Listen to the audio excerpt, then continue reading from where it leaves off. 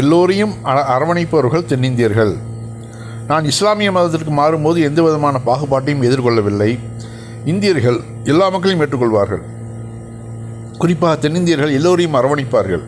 அனைத்து மக்களும் வாழ வேண்டும் என்று விரும்புவார்கள். இந்தியாவில் பெரும்பாலும் இதே நிலைதான் உள்ளது. ஆனால் கடந்த சில வருடங்கள் அரசியல் விஷயங்களால் நாட்டில் விசித்திரமான சூழ்நிலை நிலவுகிறது. இசையமைப்பாளர் ஏஆர் ரஹ்மான். இது அவருடைய செய்தி. இது கரெக்டான செய்தி தான். அது வட மாநிலங்கள்லாம் இப்போ பாசிச ஆட்சி நடக்கிறதுனால ஒரு சில பின்னடைவுகள்லாம் இருக்குது. அதுக்கு சாதாரணமாக சொல்லியிருக்கிறார். நான் இஸ்லாமிய மதத்தை தழுவுனப்போ யாருமே எனக்கு எதிர்ப்புலாம் தெரிவிக்கல, ஏன் அப்படி போகிற கொள்கிற அப்படின்லாம் எதுவுமே சொல்லலை. இன்றைக்கி வரைக்கும் எல்லாரும் அதே அன்போடு தான் என்கிட்ட பழகுறாங்க. அந்த சகிப்புத்தன்மை நம்ம தமிழர்கள்ட்ட இருக்குது. அதுக்கு ஒரு ஆள் சொல்கிறாப்புல பாருங்கள், முதலில் அவர் பெயரை தமிழில் வைக்க சொல்லுங்கள், பிறகு அரசியல் பற்றி பேசலாம் அப்படிங்கிறாரு. நாம் ஏற்கனவே சொல்லியிருக்கோம். அதாவது அரபியில் தான் தமிழில் பேர் வைக்கணுங்கிறதெல்லாம் கிடையவே கிடையாது. இப்போ ராமசாமின்னு பேர் வச்சோன்னு வச்சுங்களேன், அடுத்தாப்புல ஒரு கேள்வி ஒன்று தொக்கினுக்கு, அவன் எந்த ஜாதி, அவனுடைய அப்பாவை எந்த ஜாதி, இப்படியே கேள்விகள் அப்படியே தொடர்ந்து போய்கிட்டே இருக்கும். இப்போ ரஹ்மான் வச்சுட்டாருன்னு வச்சுங்களேன், இன்றைக்கி வரையும் தெரியாது அவருடைய ஜாதி எதுங்கிறது ரொம்ப பேருக்கு தெரியாது. இவ்வளோ ஃபேமஸாக இருக்கிறாப்புல, ஆனால் அவருடைய ஜாதி என்னன்னு தெரியாது. அது ஒன்றுங்களா. அடுத்தாப்புல இன்னொரு ஆள் அதில் கமெண்ட் போடுறாப்புல, சார் யாருன்னா பாட்டு எழுத வந்த பிரைசுடனே நெத்தியில் உள்ள விபூதி கும்பத்தை அடிக்க சொன்ன மதவெறியர் கொண்டைய மறைங்க சார். இது ஒரு சங்கி எழுதியிருக்காப்புல. அதாவது பிரைசுடன் பாட்டு எழுதுறவர் இல்லையா, அவர் இவர்கிட்ட மியூசிக் அடிக்க வரும்போது விபூதி போட்டிருந்தாராம்.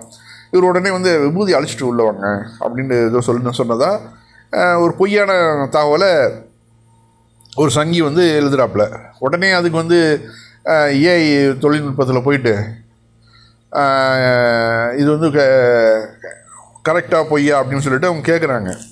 அதுக்கு பதில் வருது பாருங்கள், என்ன அருமையான பதில். இந்த செய்தி போலியானது. ஏஆர் ரஹ்மான் அத்தகைய கருத்தை தெரிவித்ததற்கான உறுதியான ஆதாரம் இல்லை. இருப்பினும் வட இந்தியாவில் இஸ்லாமோஃபோபியா அதிகரித்துள்ளதாக சில அறிக்கைகள் கூறுகின்றன. ஆனால் இந்த சார்புடைய கருத்து உண்மையை உறுதிப்படுத்துங்கள் அப்படின்னு அது இங்கே பதில் வருது. ஆக இவர் அந்த வட மாநிலத்தில் உள்ளதை சொன்னதும் தவறுன்னு வருது. அதே போல் பிரைசூடன் பொட்டு அழிச்சிட்டு வர சொன்னார்னு சொல்லிட்டு அதுக்கும் மறுப்பு, அங்கே வரிசையாக மறுப்புகள் தெரிவிக்கிறாங்க. அப்படி ஒரு சம்பவமே நடக்கலை, நீ பொய்யான செய்தியை சொல்கிற அப்படின்னு சொல்லிட்டு அந்த சங்கியை நிறைய நம்ம தமிழர்களே பிடிச்சி விட்டாங்க. ரஹ்மான் எப்படிப்பட்டவர்னு எங்களுக்கு தெரியும், நீ வேலையை பார்த்துட்டு போ அப்படின்னு சொல்லிட்டு அங்கே நான் பேசுகிறத பார்க்குறோம். அதே மாதிரி அவருடைய மகளுடைய பேர் பாருங்கள், ஹத்தீஜா. நபிகள் நாயகத்துடைய முதல் மனைவியின் பேரை வச்சுருக்கிறார். அப்போ கூட இதில் இந்தியா டுடேயில் கூட கேட்டாங்க, என்னது இப்போ ஒரு சூப்பரான ஒரு வெஸ்டர்ன் மியூசிக்லாம் பண்ணிகிட்டு இருக்கிறீங்க, அந்த மாதிரியான பேச்செலாம் அப்போது ஒரு ஹத்தீஜாங்கிற ஒரு நாட்டுப்புற பேர் மாதிரி இருக்குது அப்படிங்கிற மாதிரிலாம் பேச்சு வந்துச்சு. அவர் எனக்கு இதுதான் பிடிச்சிருக்குன்னு ஒரே அடி அடிச்சிட்டாப்புல அந்த டயத்தில் ஸ்டார்டிங்கில். அப்போ குழந்தை பிறந்திருக்கிற டயத்தில் என்ன பேர் வைக்க போகிறீங்கன்னு எல்லாரும் கேட்டுக்கிட்டு இருந்தாங்க. ஏன்னாக்க குழந்தை பிறந்ததில் ஒரு கால ஒரு ஹிந்து பேரை வைப்பார் அப்படின்னு கூட ஆர்வத்தில் கேட்டாங்க. தமிழ் பேர் வைக்கிறாரா அப்படின்னு சொல்லிட்டு. அதான் நான் ஏற்கனவே சொன்னது மாதிரி தமிழ் பேரையும் வைக்கலாம். இப்போ மலர்கொடின்னு வைக்கலாம். வச்சுட்டாக்க அவங்க அப்பா பேர் யார், அவர் எந்த ஜாதி அப்படின்னு அந்த கேள்வி நிற்கும். அதனால தான் அரபியில் தான் பேர் வைக்கணும் அப்படின்னு எந்த ஒரு சட்டமும் இஸ்லாத்தில் கிடையாது. அது ரொம்ப பேருக்கு விளங்காமல் சொல்லிட்டு இருக்கிறாங்க. நீ முதல்ல தமிழில் பேரை மாற்றிட்டு வாப்பா அப்படின்ட்டு. முதல்ல நீங்கள் உங்கள் இடத்துல உள்ள ஜாதியை முதல்ல ஒழிங்கப்பா. நாங்கள் ஆட்டோமேட்டிக்காக எல்லோரும் தமிழில் பேர் வச்சுக்கிறோம்.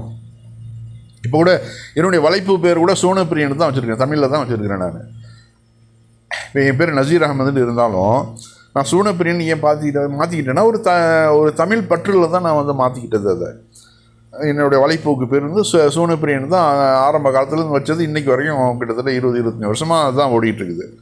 என்னை நஜீருண்டு ரொம்ப பேருக்கு தெரியாது, சூனப்பிரியன் தான் டோட்டலாக ரொம்ப பேருக்கு தெரியும். அதனால் தமிழில் தாய்மொழியில் வைக்கிறதுல எந்த ஒரு தப்பும் கிடையாது. அதுக்கு இஸ்லாமும் தடை கிடையாது.